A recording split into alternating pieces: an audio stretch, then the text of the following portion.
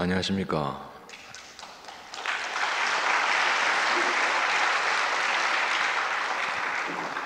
서울교회 정한성입니다. 저는 오늘 아무 준비도 없이 그냥 고향에 왔으니까, 집에 왔으니까 편하게 그렇게 제가 하고 싶은 이야기를 하고 싶습니다. 여러분 앞에 있지만 저는 사실 그 목사님 앞에 제가 고백을 드리려고 이 시간 섰습니다. 이번 가을 집회 때 다른 말씀보다는 저는 그 예수님이 제자들에게 너희는 누구라 하느냐 하는 그 질문을 했을 때 베드로가 주는 그리스도시요 살아계신 하나님의 아들입니다 하는 대답을 했는데,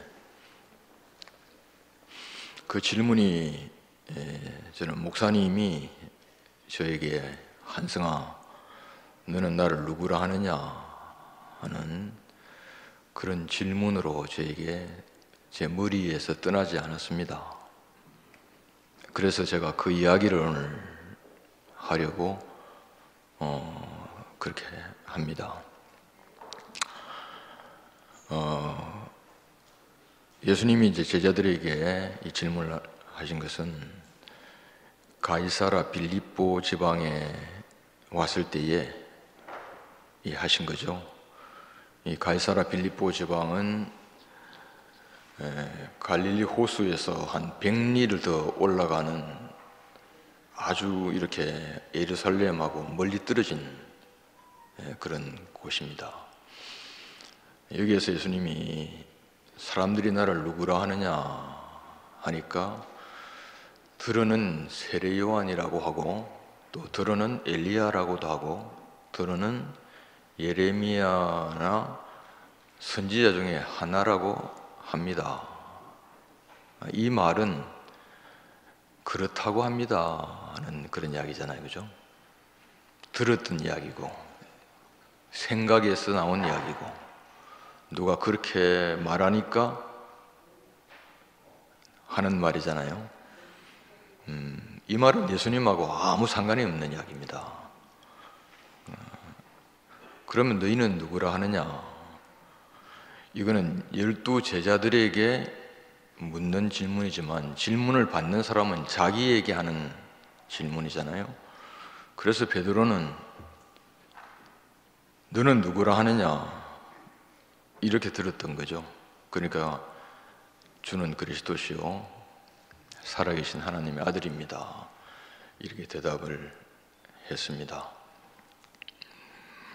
저는 목사님을 만나기 전까지 저에게 이렇게 질문하는 사람을 만나본 적도 없고, 그냥 들어서 아는 예수였고 배워서 아는 하나님이었습니다.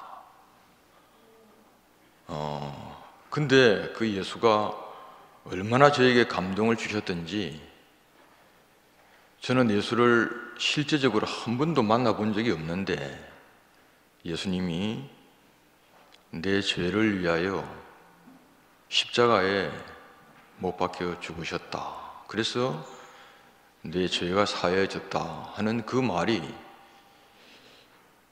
저의 청소년기에도 너무너무 감동을 주었고, 그래서 저는 이 말씀이 들리고 난 다음에 내가 주님을 위하여 살아야겠다 이런 생각을 했습니다.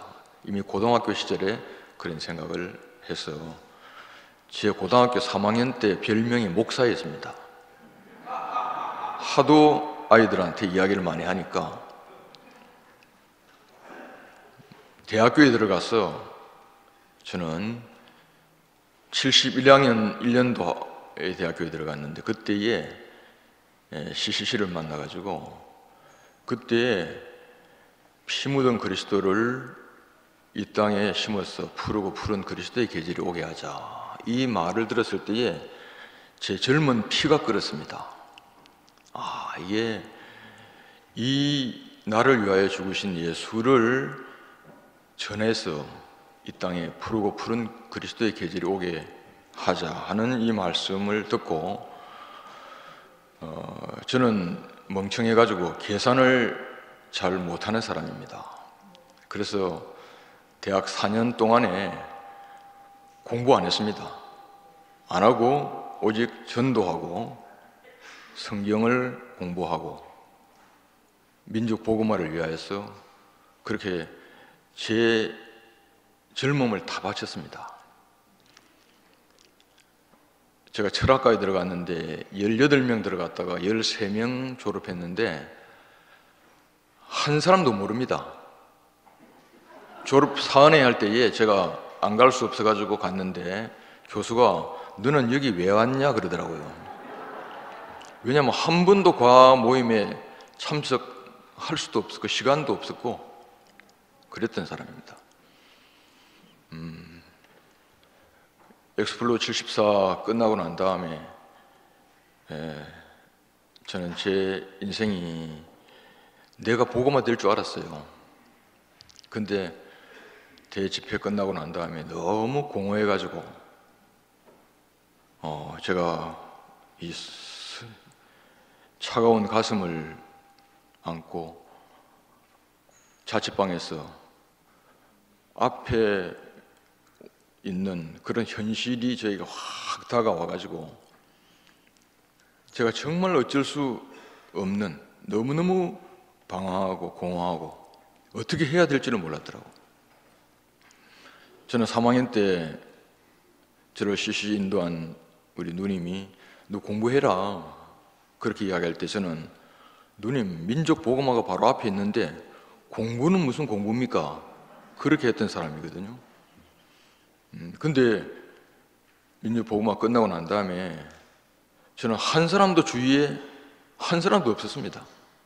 제 혼자 있었습니다. 혼자 어찌할 바를 알지 못하는 그런 상황이었습니다. 그 이후에 목사님 만날 때까지 저는 너무 많이 방황했습니다. 저에게 유일한 선택은 내가 주님을 위하여 내가 일생을 내 인생을 바치자 그래서 신학교에 갔고 가니까 대학 시절에 공부를 워낙 안 해가지고 따라갈 수가 없더라고요.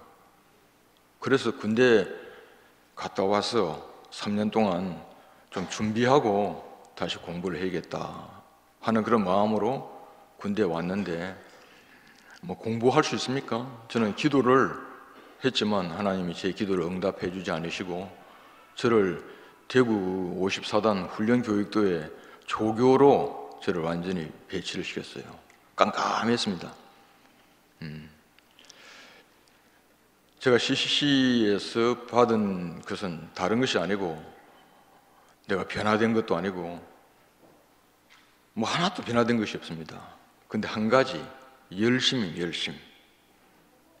그리고 군대에서도 제가 신병교육대 조교로 있으면서 훈련병들을 열심히 사단교회에 인솔을 하는 바람에 군목이 저를 보고 난 다음에 군종사병으로 상병 진급하자마자 저를 이렇게 딱 픽업했습니다. 그래서 이제 군대교회에서 이제 말년까지 보냈는데 그렇지만 그 내 인생이 어찌해야 할 바를 모르는 그런 사람이었습니다. 하나님을 아는 것도 아니고 실력이 있는 것도 아니고 정말 저는 많이 방황했던 그런 사람입니다. 어찌할 바를 모르고 제가 어느 날 마음이 너무 외롭고 공허해가지고 대구에 CCC가 있다는데 거기 한번 찾아가자 그랬습니다. 그래서 토요일 날 외박을 나가서 가구 골목 시시회관을 찾아서 문을 두드렸는데 그때 바싹 마른 사람이 문을 열어주었습니다. 완전히 너무너무 깡마른 그런 볼품없는 사람이 문을 열어주었는데 저는 서울 CC에 다녔었는데 제가 대구 CC에 있다는 이야기를 듣고 왔는데 하룻밤 재워줄 수 없습니까? 라고 하니까 그분이 들어오라 그러더라고요. 이거 보니까 CCC 간사입니다. 그래서 CCC에 방을 만들어 가지고 거기에 계시더라고요.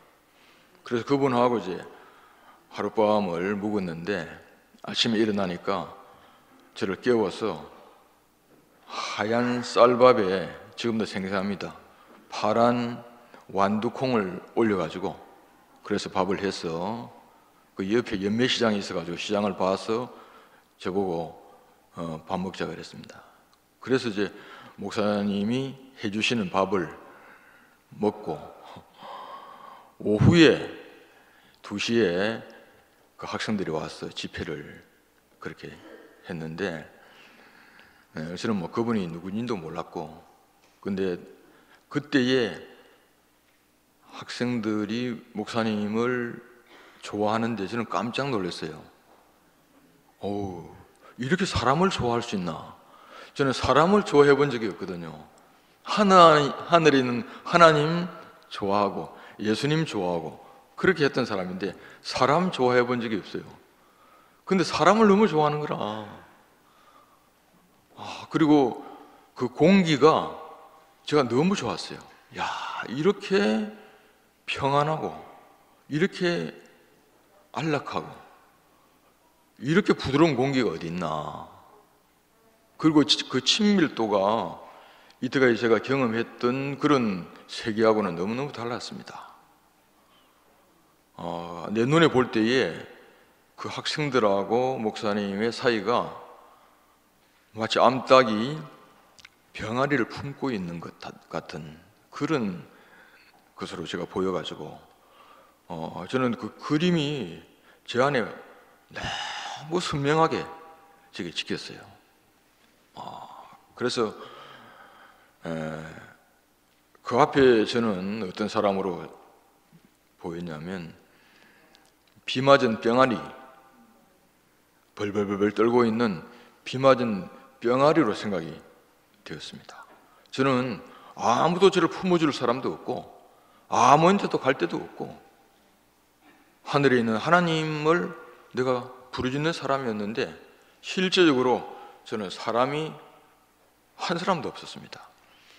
근데 그 학생들이 얼마나 부러운지 나도 저 속에 들어가고 싶은 그런 생각이 들었습니다.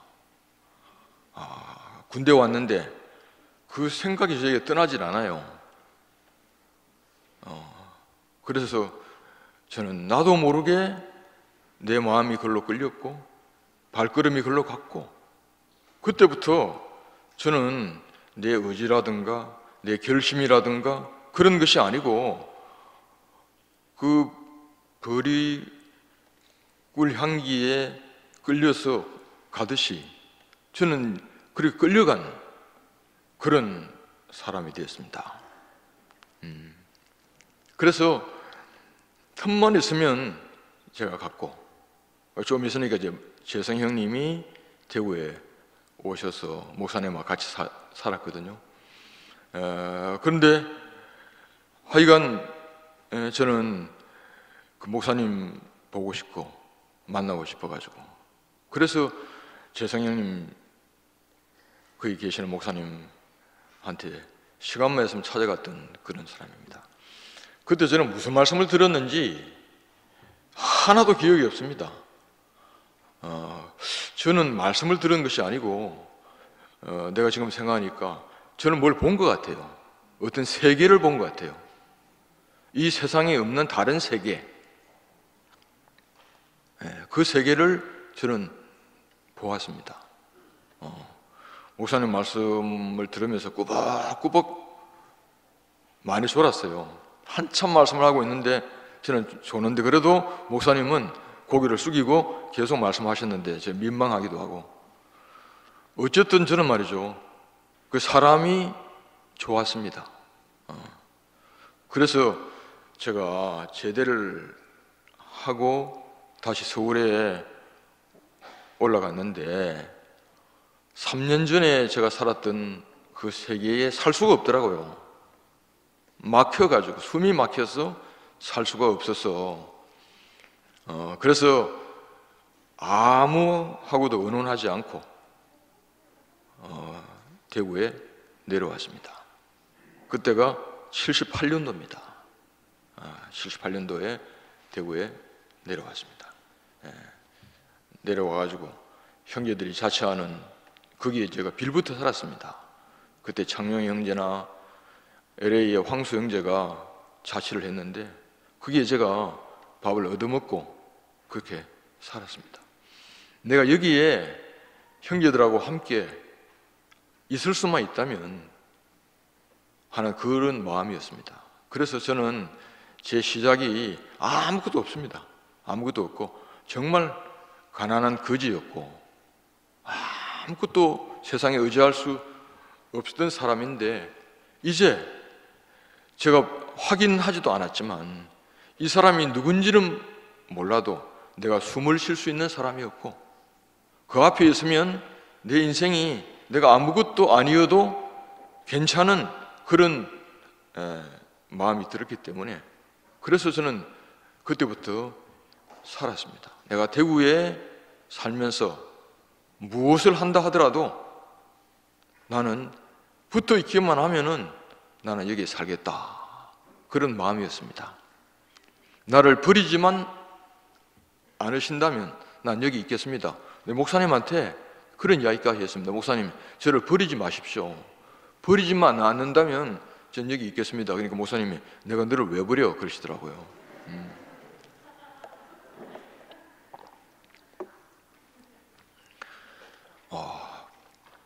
어느 날 목사님이 저보고 월배에 박영 형제가 고물상 하는데 너 거기 가서 일해라 그러시더라고요. 저는 그 말씀이 얼마나 좋았던지 너무 좋았습니다. 목사님이 나에게 시키는 것이 얼마나 좋았던지. 그때부터 저는 작업복을 입고 리아카를 끌고 역가위를 두드리면서 제가 월배, 지금은 상인동 있잖아요. 상인동, 월촌동, 그 위에 그쪽이 유천동, 그게 제가 이제 일터였습니다. 그래서 저는 거기서 한 8개월 동안 고물양사를 했는데, 저는 그 하루하루가 너무너무 저에게는 신기한 하루였습니다. 야, 내가 이 일을 내가 할 수가 있다는 것 자체가 너무 신기하고, 내가 이것을 기쁨으로 내가 받아들일 수 있다고 하는 사실이 너무 신기하고, 저는 심한 열등감과 자존감이 없는 사람입니다. 어떤 사람의 눈을 이렇게 쳐다볼 수가 없는 그런 사람인데, 그런데 제가요, 한 사람하고의 관계가 딱 이렇게 정상적인 관계가 딱 되니까 뭘 해도 괜찮더라고요. 뭘 해도.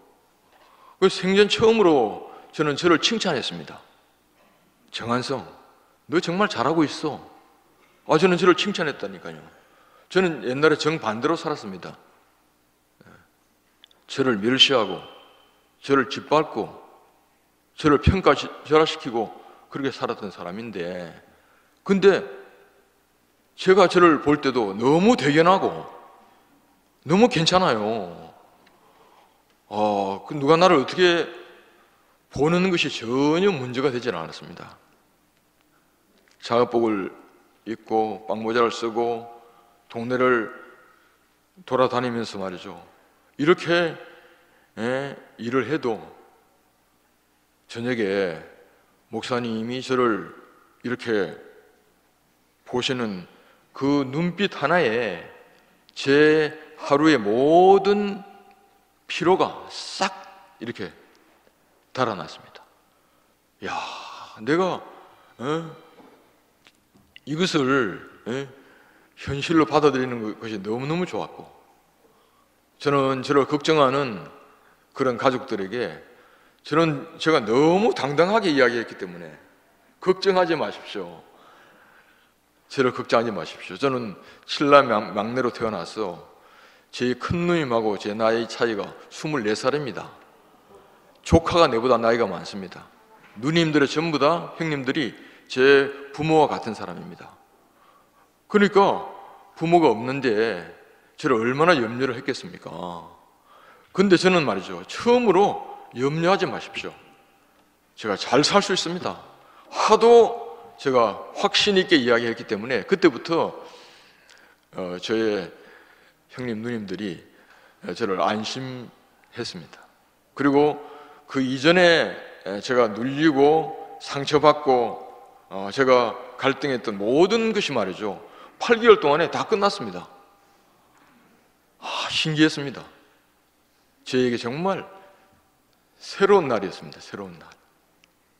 이렇게만 살 수만 있다면 그 한 사람과의 이런 관계가 이 모든 이런 환경과 모든 조건이 전혀 문제가 되지 않았습니다. 전혀 문제가 되지 않는 그런 사람이었습니다. 목사님이 지옥에 가라고 하면 지옥에도 갈 수 있을 것 같았습니다. 그러다가 79년도에 목사님이 제천에서 집이 대구로 이사를 왔거든요.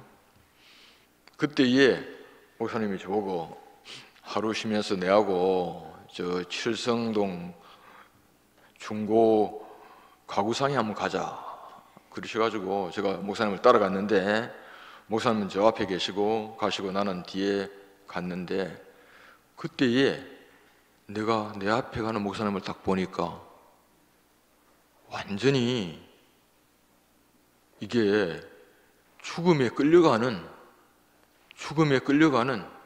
사람으로 제게 보이는 거예요. 자기의 소망도 없고 목적도 없이 그 어느 누구에게 질질 끌려가는 그런 모습이 저에게 보여가지고, 그때 말이죠, 내가 말이죠, 마치 깊은 잠에서 깨어난 것처럼 딱 깨어났습니다. 깨어나서 딱 현실을 딱 보니까 내가 저 양반 따라가다가는 내 인생 완전히 조지겠구나, 이런 생각이 들었습니다. 내가 무엇에 씌여가지고 대구에 내려와가지고 내가 지금 뭐 하고 있지? 이런 생각이 전 들었습니다. 그리고 저 사람이 살아있는 한 나는 내 마음대로 못 살겠더라고요. 내 뜻대로 못 살겠더라고요. 그래서 누가 저 사람을 좀 없애줬으면 좋겠다, 이런 생각이 들었어요.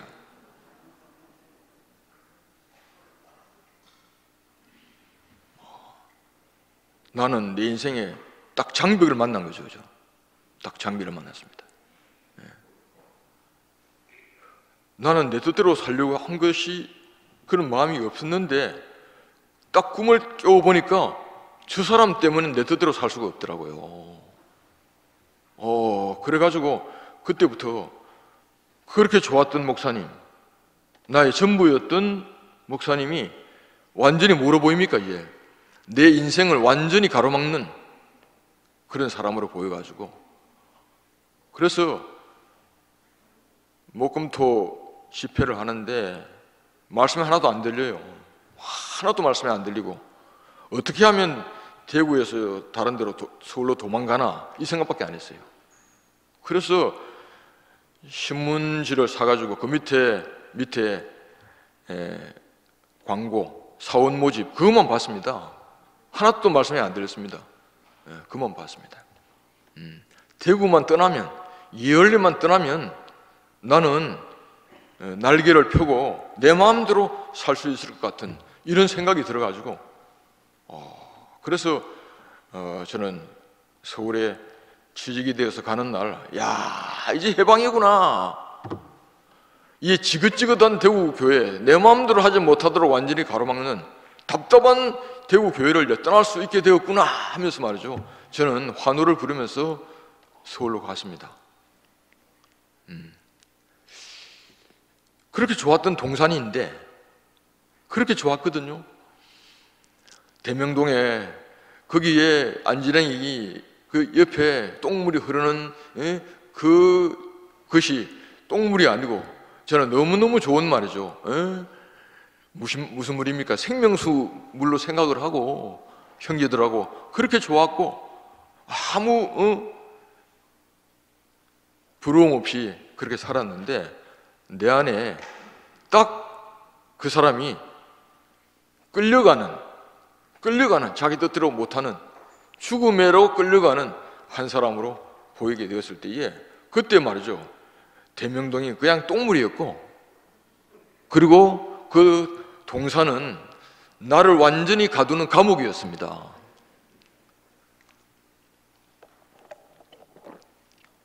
그래서 서울을 떠날 때 다시는 내가 뒤로 돌아보지 않는다 하면서 서울 떠났습니다.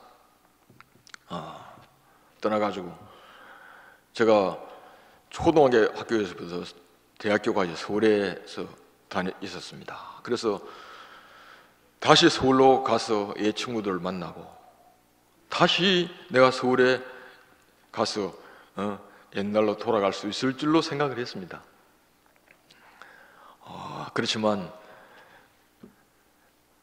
내가 아무리 서울에 옛날로 돌아가려고 해도 나는 이미 옛날로 돌아갈 수 없는 사람이 되었더라고요. 내가 이야기를 하는데 나도 모르게 내가 먹고 마신 이야기가 나와가지고 친구들이 나를 받아주지도 않고 내가 살 곳이 없더라고요. 내 형님하고도 처음에 살았는데 그 집에 답답해서 살 수가 없더라고요. 그래서 할 수 없이 습관동에 형제들하고 함께 살았습니다.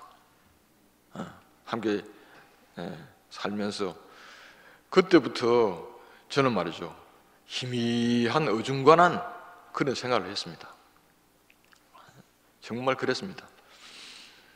말씀도 들리지 않았지만 그렇지만 교회 안에 있었고 갈 데가 없어가지고 있었던 사람이지, 실제적으로 저는 정말 어중간한 그런 생활을 했던 그런 사람입니다. 그리고 현실 앞에서 저는 말이죠, 너무 힘이 들어가지고 현실을 이길 힘이 없어요.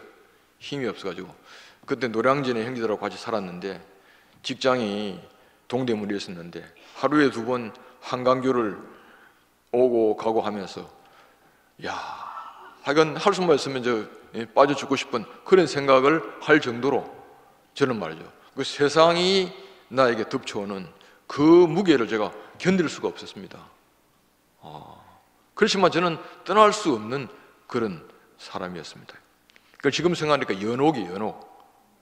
들어갈 수도 없고 나갈 수도 없고 이럴 수도 없고 저럴 수도 없는 그런 사람이었습니다.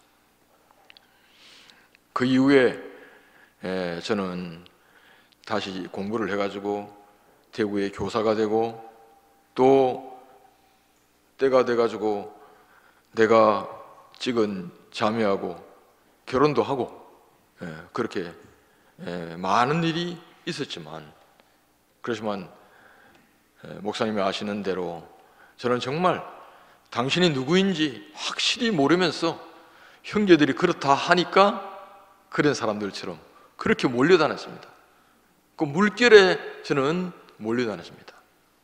물결에 몰려다니면서도 찬양하기도 하고 또 배반하기도 하고 하여간 다 했습니다. 다 했어요. 그래서 저는 정말 그렇게 살았더라면 정말 어중간하게 말이죠, 정체가 분명하지 않는 사람으로 그렇게 살았던 것이 사실입니다. 제가 결혼을 하고 난 다음에 우리 자매하고 살면서, 우리 자매는 종교인이 아닙니다. 교회를 다녔지만 종교 색깔이 하나도 없습니다. 무엇으로 아냐면 맛으로 아는 사람, 맛을 딱 보고 이것이 무슨 맛이다 하고 말이죠, 감각적으로 아는 사람이지 뭔가 안에 지식이 들어있어 가지고 아는 사람이 아닙니다. 근데 저는 어떤 사람이냐면 생명은 없고 뭔가 지식이 가득 찬 그런 사람이었습니다. 그러니까 저하고 이제 같이 살아보니까 이 인간이 아니야. 자기가 목사님에게 먹어봤던 그 맛이 안 나는 거예요. 그 맛이 안 나고 겉으로는 말이죠, 이열레로 발랐습니다. 이열레라고 하는 페인트로 딱 발랐는데 페인트를 딱 벗겨보니까 그거 완전히 거짓말이라. 그 말. 그래서 저는 자매한테 생전 들어보지 못했던 이야기를 많이 들었어요. 너 거짓말쟁이다. 너 사기꾼이다. 너는 완전히 회칠한 무덤이다. 양의 탈을 쓴 일이다. 난 이 가죽을 한번 벗겨보고 싶다. 그런 이야기를 많이 들었어요. 많이 들었습니다. 많이 듣고 네가 뭐 순회를 가? 그런 이야기를 많이 했습니다.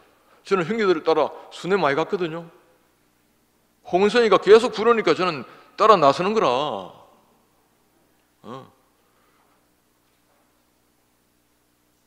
네 순회 가는 거나 술집 가는 거나 똑같지 않냐, 이런 이야기 하는 거라. 네 좋아서 가는 것은 똑같지? 그런 이야기 하는데 환장하겠더라고요. 뭐냐면 행동은 말이죠, 정말 잘 살아. 학교와 교회 가정밖에 없어요.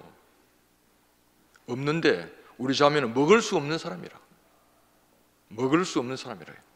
껍데기를 벗겨도 말이죠, 또 껍데기가 또 있고, 껍데기를 벗겨도 껍데기가 있고, 나중에는 완전히 벗겨보고 싶다, 그런 이야기를 하는 거라. 그랬던 사람입니다. 저는 정말 사면초가로 살았습니다. 형제한테 가면 말이죠, 제가 헤매는 사람으로 형제들한테 완전히 도마 위에 올라갔고, 또 집에 오면 말이죠, 저를 먹을 수 없는 자매로 인하여서 저는 이러지도 못하고 저러지도 못하는 사면초가 속에 살았던 사람입니다. 이야, 정말 살려고 되고 왔는데 이게 사는 게 아니고 저는 너무너무 저는 괴로웠습니다. 그렇지만 제 안에 힘이 남아 있었기 때문에 계속 버틴 거예요. 계속 버텼는데, 우리 자매는 하나님으로부터 받은 사명이 있습니다. 저를 착살내는 사명이 있어. 아주 사명을 받은 사람이라. 그래서 저를 가루가 될 때까지 계속 저는 벗겼습니다. 어떨 때는 말이죠, 제가 출근하면서 이런 기분으로 오늘 수업할 수 있을까 하면서 버스 정류장까지 가면서 눈물 흘리면서 갔을 때가 있었다니까요. 그랬던 사람입니다. 그래서 저는 버티다가 더 이상 버틸 수가 없어가지고 제 인생 드디어 말이죠, 내 인생 마지막 잡고 있었던 그 끈이 완전히 이렇게 끊어지는 그런 날이 왔습니다. 더 이상 저는 나를 버틸 수가 없고 더 이상 아니라 할 수가 없는 때가 저에게 왔습니다. 와서 그래서 완전히 땅바닥에 제가 완전히 이렇게 떨어졌을 때에 그때 제 마음이 말이죠, 이상하게 평안했습니다. 잘 됐다. 차라리 잘 됐다. 저를 말이죠, 이렇게 잡고 있을 때는 힘이 들더라고요. 근데 더 이상 저를 잡을 수가 없어가지고 완전히 저는 놓게 되었는데 그때에 평안이 찾아왔어요. 모르겠다. 아무것도 모르겠다. 나는 빛이 있으면 그 빛을 조금이라도 가지고 말이죠, 불쏘시개를 만들어가지고 그 불을 켜려고 했거든요. 근데 이제 빛에 불에 흔적이 없어져 버렸고 힘이 다 없어져 버렸을 때 저는 차라리 잘 됐다. 될 대로 되라. 난 모르겠다. 하나님 몰라. 예수 난 몰라.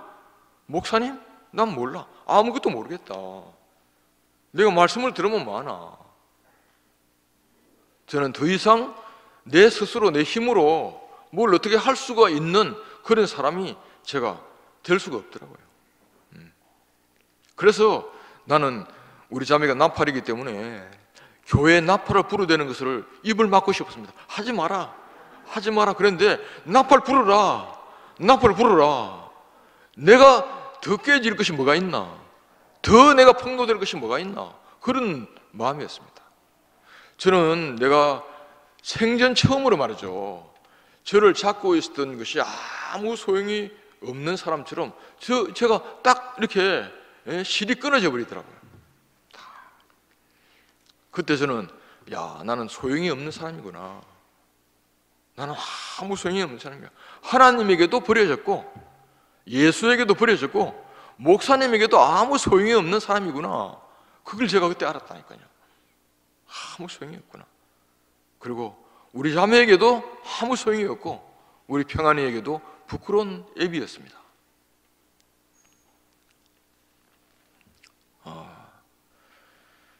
그런데요, 그때에 신기하게도 저에게 말씀이 들렸습니다. 저는 너무 신기했습니다. 저는 말씀을 알아들으려고 말이죠, 무릎을 꼬집으면서 제가 안 졸려고 했던 사람이 아닙니까? 근데 그날 말이죠, 제가 말씀이 들리는데 너무 신기하게 들렸습니다. 목사님이 창세기 2장 7절을 말씀하시는데, 흙을 말씀하시는데, 그것이요, 이때까지 들었던 말씀은 객관적인 말씀이었어요. 근데 그날 들었던 말씀 말이죠, 바로 하나님이 나에게 하시는 말씀이었어요. 너는 흙이다 하는 그 말씀을 하시는데, 그 말씀이 바로 나 자신이었습니다. 그러니까 말씀은 누가 듣냐면 그 사람이 듣는 것이구나. 아무나 듣는 것이 아니고 그 사람이 말씀을 듣는, 저는 그 사람으로 제가 말씀을 들었다니까요. 처음으로, 내 생전 처음 저는 하나님 말씀이 내 귀에 들렸습니다. 내 귀에 들렸습니다. 그것은 말이죠, 저를 아시는 자의 말씀이었습니다. 저는 그 말씀 앞에서 내 인생이 벌거벗은 자로 완전히 드러났습니다. 히브리서에 있는 말씀처럼 하나님 말씀은 좌우의 날선 금과 같아서 관절과 골수와 영과 혼을 찔러 쪼개기까지 한다는 그 말씀이 바로 그대로 저를 완전히 쪼개가지고 완전히 분해시켜가지고 저를 완전히 드러내는 말씀이었습니다. 저는 그 말씀 앞에서 내 인생이 완전히 발가벗겨 있습니다. 그리고 내 인생 처음으로 저는 말이죠, 그 앞에서 내 인생에 딱 무릎이 꿇어졌습니다. 딱 굴복이 됐습니다. 그리고 어제와 오늘이 전혀 다른 삶이 됐습니다. 저는 자매가 두려웠거든요. 근데 전혀 그렇지 않았습니다. 전혀 그렇지 않고 나는 어디 앞에 있는 사람이냐면 하나님 앞에 있는 사람이었습니다. 나를 아시는 자 앞에 내가 딱 있더라고요. 딱 있더라고요. 나는 내 앞에 그 길이 있었기 때문에 그 길을 가는 사람이었지 다른 데가 하나도 안 보였습니다. 그리고 내 인생이 전부 다 하나님 말씀 나에게 받아지는 거야. 저는 아멘밖에 없었습니다. 아멘밖에 없는 그 인생으로 제 인생에 발견되는 거예요. 분명히 어저께 두 사람이 같이 매를 갈고 있었는데 다음날 보니까 나는 그게 없더라고요. 다른 데 있는 사람이더라고요. 그래서 저는 그때 제 인생이, 제가 우리 자매가 10년 전에 2012년 8월에 파킨슨 진단을 받을 때까지 저는 어떻게 살았는지 모릅니다. 제가 끌려 살았습니다. 하나님이 저를 이끄시는 대로 그렇게 끌려 살았습니다. 제가 계획한 것이 하나도 없습니다. 여러분 저를 아시는 사람 알지만 저는 머리가 별로 좋은 사람도 아니고 능력이 있는 사람도 아니고 뭔가 일에 주변매력가 있는 사람도 아니고 저는 있는 밥그릇도 제가 뭡니까? 보존할 수 없는 사람입니다. 그런데요, 하나님이 길을 열어주시니까 제가 그 길을 갔고, 사람을 만나게 하시니까 제가 사람을 만났고, 말씀을 주시니까 제가 말씀을 했고, 길이 열리니까 저는 그 길을 간 사람입니다. 저는 여러분 앞에 단언하지만 내 뜻대로 된 것이 하나도 없습니다. 내 스스로 미국 간 거 아닙니다. 내 스스로 일본 갔습니까? 내 스스로 중국 갔습니까? 전혀 내 뜻대로 된 것이 없습니다.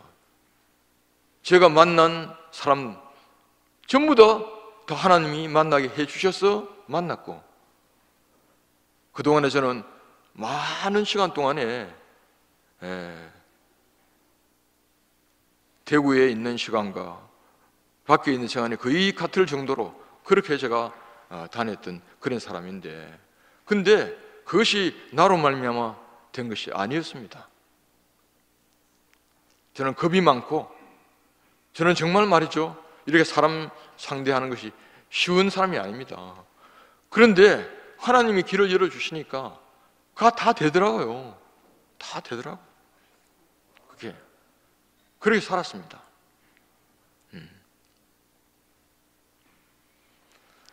그런데 2012년 8월 집회를 할 때에 식당에서 식판을 들고 밥을 기다리는데 우리 자매가 식판을 들고 벌벌벌 떠는 것을 보고 난 다음에 그때에 깜짝 놀랐습니다.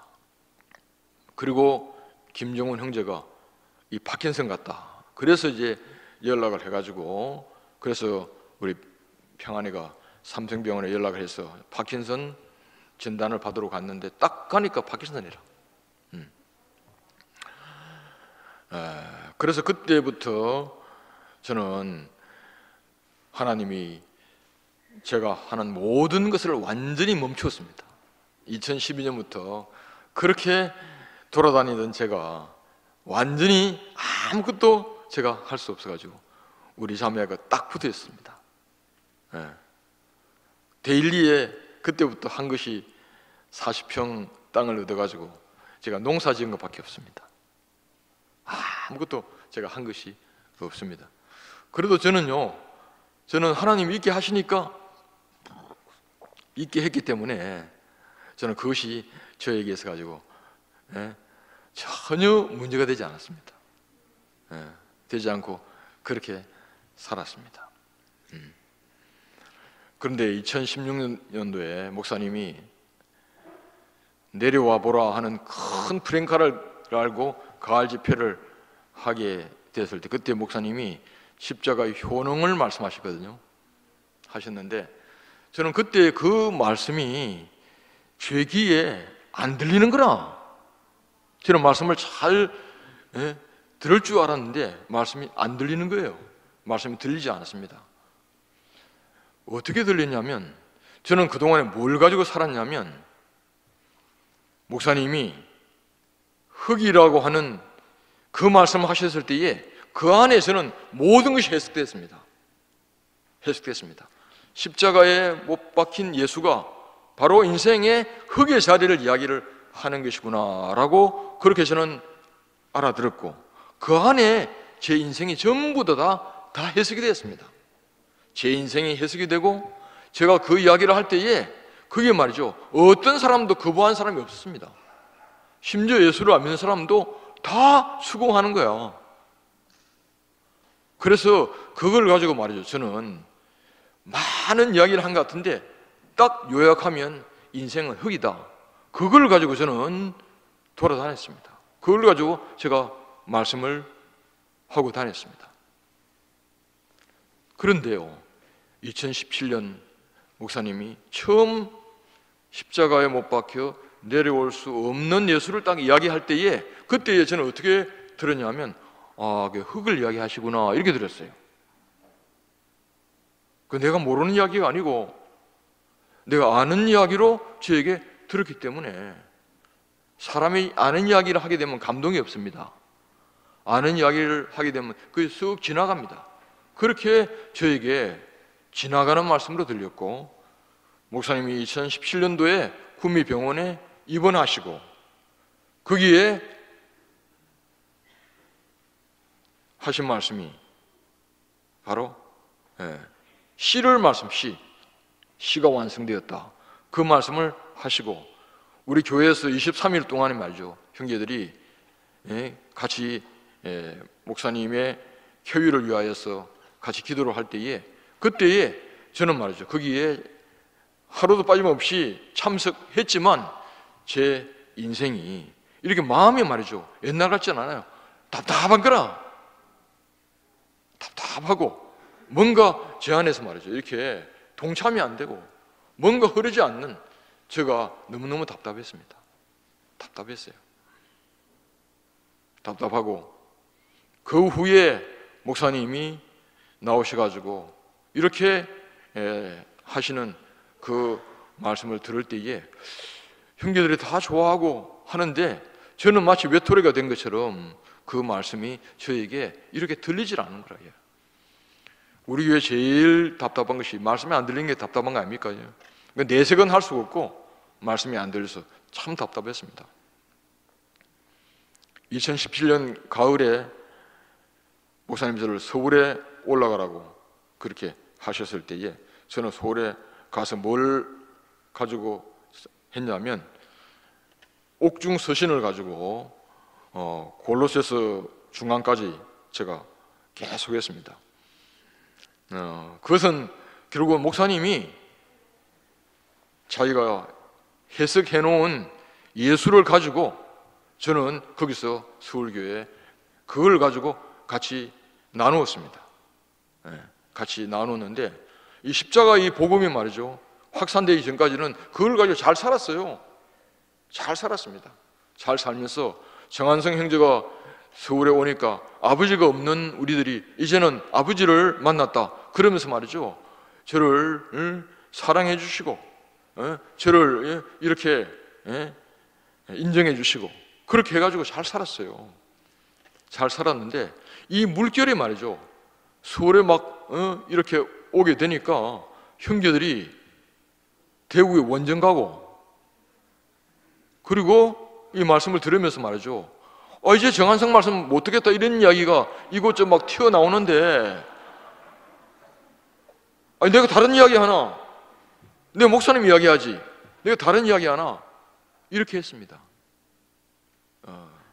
이렇게 하고, 그리고 하나님 우리를 버리시겠나, 그러니까 기다리면 벚꽃이 서울까지 올라온다, 기다려보자, 그렇게 이야기를 하면서 시끄러운 교회를 제가 잠재우려고 그렇게 했거든요. 근데 뭐 이 물결이 점점 세지니까 나중에는 말이죠, 도대체 고구마 10개 먹고 물 안 먹는 것처럼 말이죠, 이제는 뭐 그런 이야기가 저에게 막 직접적으로 저한테 전화가 오고 막 그렇게 하니까, 그때에 제 무디 마음이, 야, 내가 모르고 있구나, 이 복음을 내가 확실히 모르고 있구나, 이런 이 감각이 들었어요. 그러니까 이제 여기 앉아 계시는 분은 전부 다 저희 선배님들입니다. 그러니까 선배님들로서 말이죠, 이제 늦게 오는 저를 좀 받아주시고 이해를 좀 해주시기 바랍니다. 이런 사람도 있다. 그래서 저는 말이죠, 제가 그때 교회 앞에서 미안하다 그랬습니다. 내가 몰라서 미안하다, 기다려달라, 그런 이야기를 여러 번 제가 했습니다.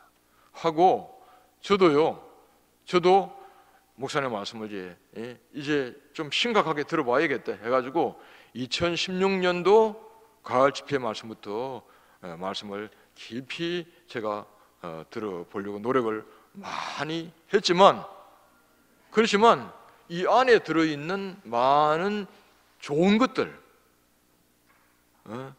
저는 원래 옛날에는 많이 헤맸는데, 근데 하나님이 저에게 베푸신 은혜가 너무 많았거든요. 참 많았습니다. 제가 그것을 말로 다 표현할 수 없어요. 근데 그래서 목사님 보고, 목사님 잎이 피고 꽃이 피고 열매가 나오는데 그게 전부 다 연속적인 거 아닙니까? 이렇게 목사님한테 물어보기도 했어요. 그 맞지? 그런데 저는 말이죠, 지금 생각하니까 열매를 모르는 사람이라 그 말은 맞는데 제가 확실하게 모르는 이야기를 그렇게 했던 사람이에요. 그래서 저는 참 답답했습니다. 답답하고 그래가지고 제가 정말 말씀을 알아들으려고 이렇게 애를 많이 썼습니다. 그런데 목사님이 어느 날 무슨 말씀하셨냐면 연애와 결혼 이야기를 하셨어요. 제가 지금 시간 관계상 다 이야기를 할 수 없고 생략해서 말씀을 드립니다.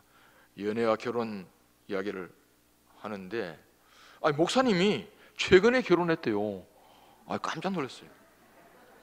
이때까지 연애하다가 이제 결혼하게 됐다, 그런 이야기를 하는데, 내가 말이지, 나는 어떤 사람인가? 나는 결혼한 사람이 아니야. 예수를 좋아하고 목사님을 좋아하지만 나는 하나 된 사람이 아닙니다. 그걸 모릅니다. 결혼한 사람이 아니었습니다. 그래서 저는 정말 이때까지 내가 말이죠, 얼마나 연애를 깊이 했는지, 이게 도대체 이렇게 헤어질 수 없을 정도로, 어제 성환이하고 민수가 7년 연애를 했거든요. 민수가 대학 1학년 때 제가 대구대학 갔을 때에 어느 청년이 찾아왔더라고요. 그게 성환이었습니다. 그때 뭔가 서로 사귀는, 썸 타는 같은 그런 생각이 들었는데 보니까 이제 사귀더라고요. 그렇게 저는 연애를 했던 사람, 연애를 했던 그런 사람인데, 목사님이 하나 되었다, 연합했다, 내가 예수 안에 내가 완전히 그 안에 들어갔다, 이런 이야기를 저는 들을 때에 그 이야기는 저에게 모르는 그런 말씀으로 저에게 솔직하게 그렇게 솔직한 제 심정입니다. 그렇습니다. 그렇지만 저는 모르겠어요. 하여간 이렇게 대구에서 이렇게 막 불어오는 그런 어떤 여러 가지 이야기들, 저는 서울에서 전화를 많이 받았거든요. 그런 이야기를 들으면서 교회도 염려가 되고 서울 형제들도 염려가 되고 막 그래서 제가 그런 여러 가지 어떤 요인 때문인지는 몰라도 저는 이제 어떤 말씀이 말이죠, 이렇게 딱 단순하고 이렇게 쉽고 확실하게 들어오지는 않았고 말이죠. 그래서 이 사람 이야기 들으면 그 사람 맞는 것 같고 저 사람 이야기 들으면 저 사람 이야기 맞는 것 같고, 그렇게 갈팡질팡 했던 것은 또 사실입니다. 사실인데, 그런데 이번 가을 집회 때 목사님이 3번 말씀하셨는데, 저는 목사님 3번 말씀하신 그 중에 오늘 제가 제목으로 삼았던 너는 나를 누구로 하느냐, 이 말씀 앞에 제가 딱 부딪힌 거예요. 너는 나를 누구로 하느냐, 너는 나를 누구로 하느냐. 이 말씀 앞에 저는 내가 누구지? 이렇게 생각했어요. 내가 누구야? 이거는 제 감정도 아니고 제 생각도 아닙니다. 제 사실입니다. 저 정한성이라는 사람은 말이죠, 제가 누구로 말미암아 조성이 된 사람입니까? 제가 이 사실을 이야기를 하려고 합니다. 누가 저를 이끌었습니까? 누가 저를 지금 현재 정한성 되게 했습니까? 저는요, 하나님도 떠났습니다. 어느 날 딱 보니까 제가 하나님 모르는 사람들이에요. 제가 예수 모르는 사람이라 그죠. 근데 저는 누구 앞에 딱 서 있는 사람이냐면 한 사람 앞에 딱 서 있는 사람이었어요. 그 사람 때문에 저는 살기도 하고 죽기도 하는 사람이었습니다. 저는 그 사람을 떠나고 싶어도 떠날 수 없는 사람이었습니다. 제가 서울에 올라가서 느낀 점이 뭐냐면 내가 이 사람을 떠날 수가 없구나. 시편에 나오는 말씀처럼 내가 주의 낯을 피하여 새벽 날개를 펴고 바다 끝에 갈지라도 거기 계시는 거라. 땅속 음부에 숨을지라도 거기 계시는 거라. 그래서 나는 말이죠, 그때 내가 도망갈 수 없구나. 도망갈 수 없어가지고 대구에 붙잡혀 왔는데, 그런데 그분 자신의 본질을 몰랐기 때문에 그 안에는 있었지만 핵심 안에는 들어갈 수가 없었던 사람입니다. 그래서 저는 어중간한 생활을 참 많이 한 사람입니다. 참 많이 한 사람이고, 그리고 흑의 복음을 가지고 저는 말이죠, 많은 사람을 만나고 이야기를 했는데, 근데 지금 와서 딱 보니까 그것이 십자가에 못 박혀 내려올 수 없는 예수를 해석한 것이었구나. 저는 그렇게 지금 알아집니다. 제가 예수 자신보다는 예수를 해석한 것으로 제가 살았구나. 그러니까 말이죠, 그거는 부끄러운 일이 아니라 하나도 부끄럽지 않습니다. 그런데 십자가에 못 박혀 내려올 수 없는 예수가 바로 너의 주님이냐? 라는 그 질문 앞에 갔을 때에 저는 주춤하는 내 자신을 발견했습니다. 주춤거리는 내 자신. 그 안에서 부끄럽다고 이야기는 못하더라도 안에 부끄러움이 있더라고요. 그 안에 완전하게 받아들일 수 없는 내 자신이 있더라고요.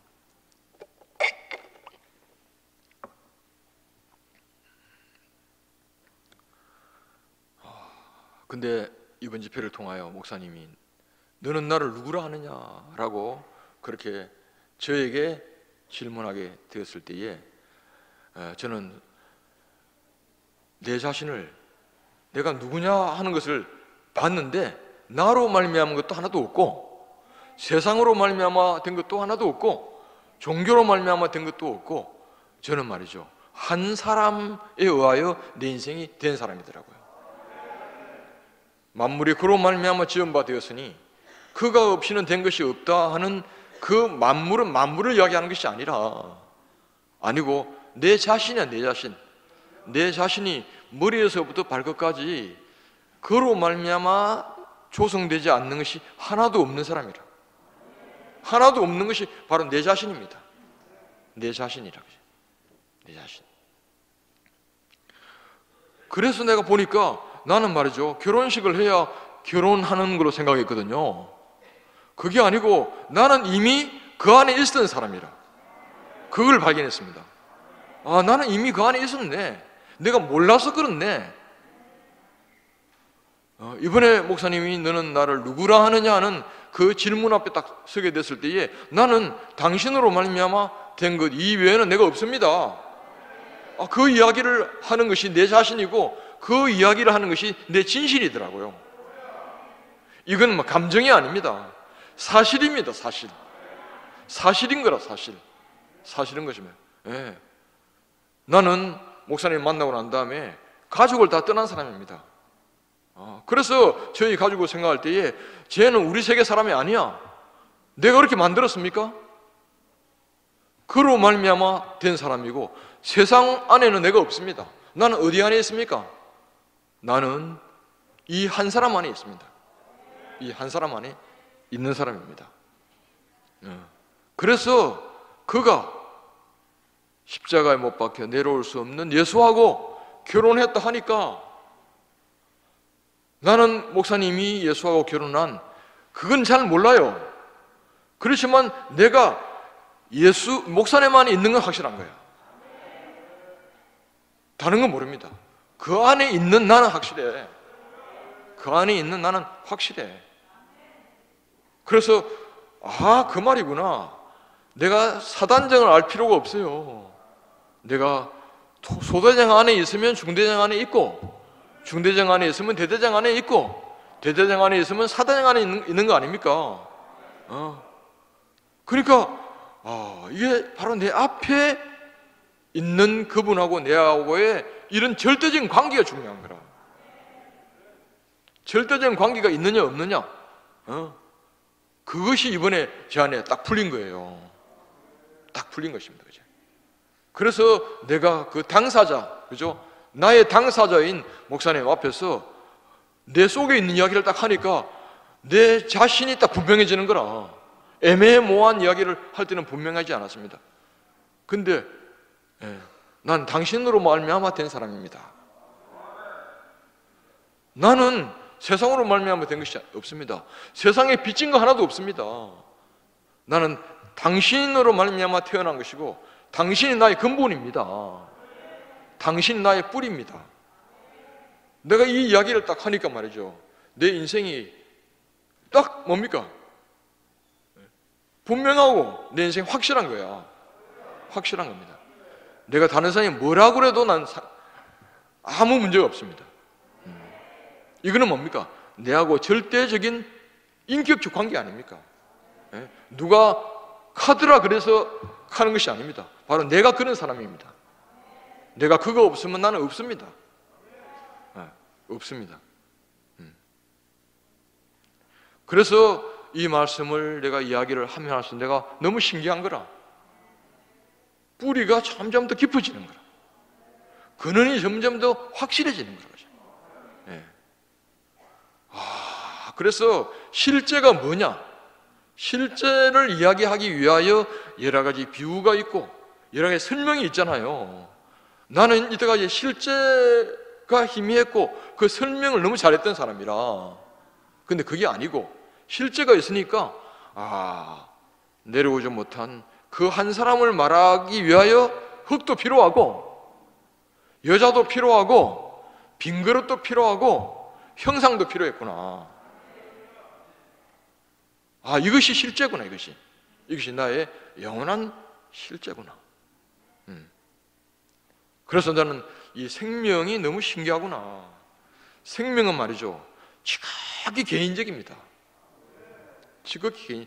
여러분이 제 아내하고 관계를 여러분이 모르잖아요.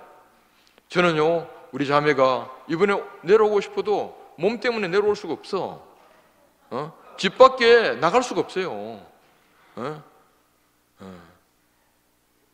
그렇지만 나는 유일하게 내 안에는 김교육밖에 없어.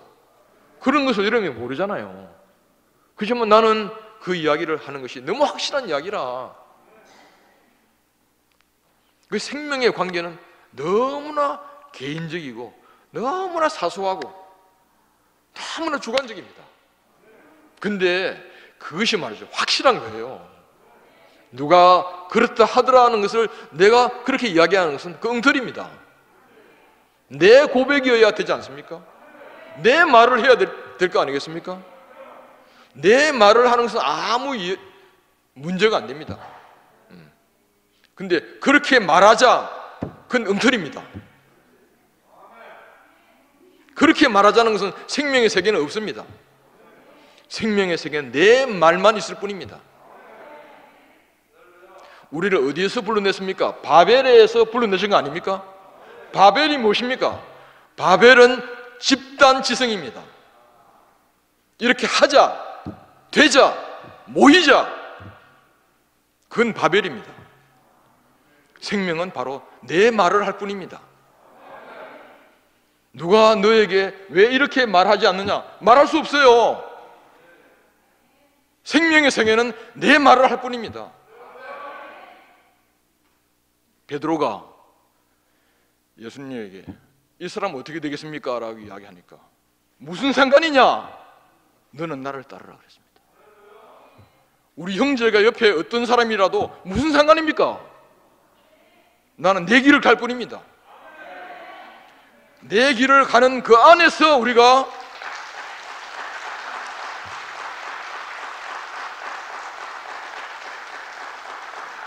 나의 주관적인 어떤 경험 안에서 경험이 되는 것이지, 객관화 시켜버리면 우리 교회는 그냥 종교가 되어버리고 마는 거예요. 그래서 목사님은 자기 말하는 것은 아무 문제가 없다. 근데 만약에 내 말을 하는데 너는 왜 이런 이야기를 하느냐, 그렇게 되면 문제가 생긴다는 거예요. 이 사람은 어떻게 되면 그건 내 소관입니까? 하나님의 소관입니까? 하나님의 소관이잖아요. 내가 왜 하나님이 하시는 일을 내가 왜 하나님 이래라 저래라 할 수 있습니까? 나는 할 수 없다고 생각합니다. 나는 다만 너는 누구냐 이야기할 때에 나는 그 당사자 앞에서 나는 당신은 나의 주님입니다. 우리들의 주님이 아닙니다. 우리들의 주님이 아니고 나의 주님, 나의 주님. 나의 주님입니다. 나의 주님을 이야기할 뿐이지 우리들이 돼서는 안 됩니다. 그래서 영원히 이 길은 말이죠. 영원히 이 길은 너무나 주관적이고 너무나 바로 그것이 내가 보이는 그 말만 할 뿐이고 그 이야기만 할 뿐인 그 길을 가는 거예요. 그래서 안다는 이야기를, 결혼이라는 이야기를 한 거 아니겠습니까? 그죠? 안다는 이야기는 이게 객관적으로 안다는 이야기가 아니고 이건 결혼을 말합니다. 결혼을 말하는 거죠. 그래서 목사님은 자기가 결혼한 이야기 우리에게 하신 거예요. 내가 결혼해봤더니 너무 좋다. 이 86세가 됐는데 내가 너무 좋다. 그런 이야기를 하는데, 목사님 자신의 이야기 아닙니까? 그죠? 그러면 결혼한 사람은 그 말을 알아들을 거 아니겠습니까? 결혼 안 한 사람은 못 알아듣는 거예요. 그러면 알아듣는 사람은 알아듣는 대로 고백하면 되는 거라. 근데 못 알아듣는 사람 보고 너 왜 결혼 안 해서 이야기할 수 있습니까? 할 수 없잖아요.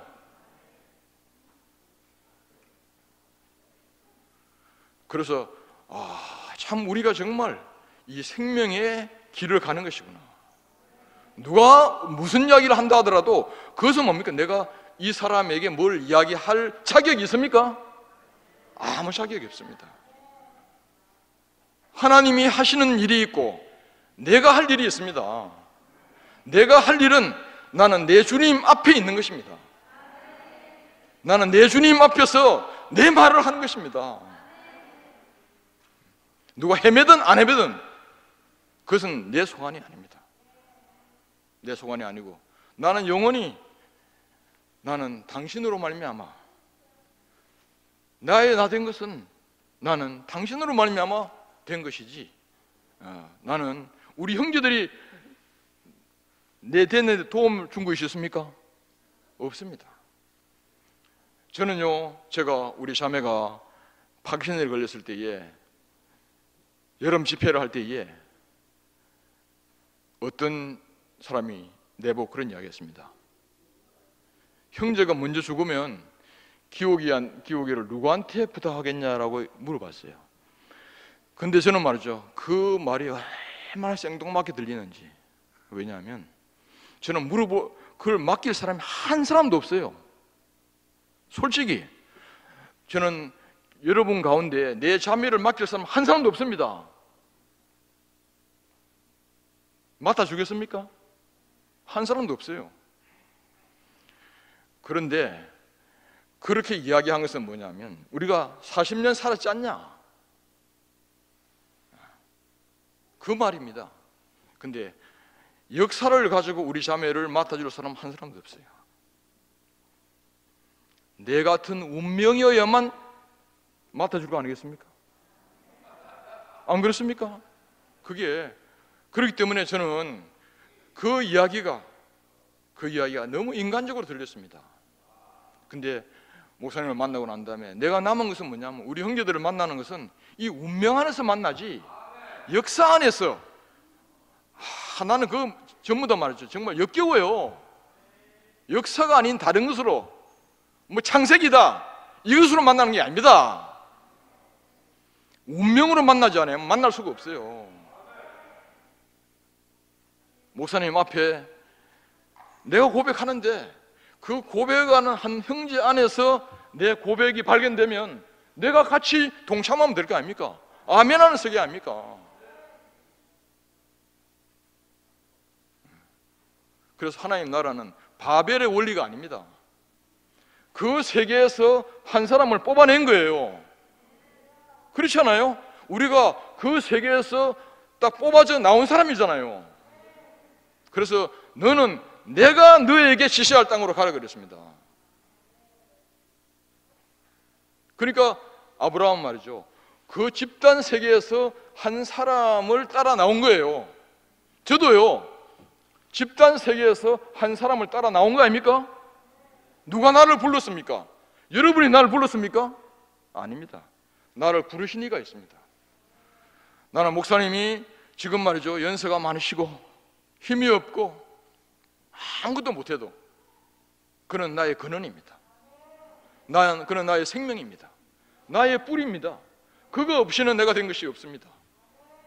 없습니다. 제가 목사님 간병을 지난 목요일 날 했는데 세 번째 했습니다. 했는데 처음에 간병할 때는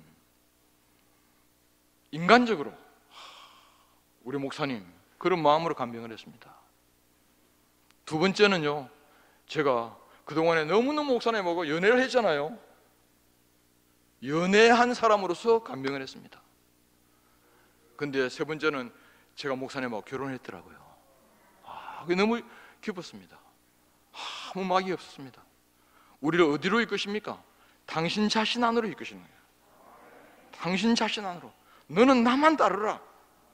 너는 나만 따르라. 너하고 내하고의 관계 그거다.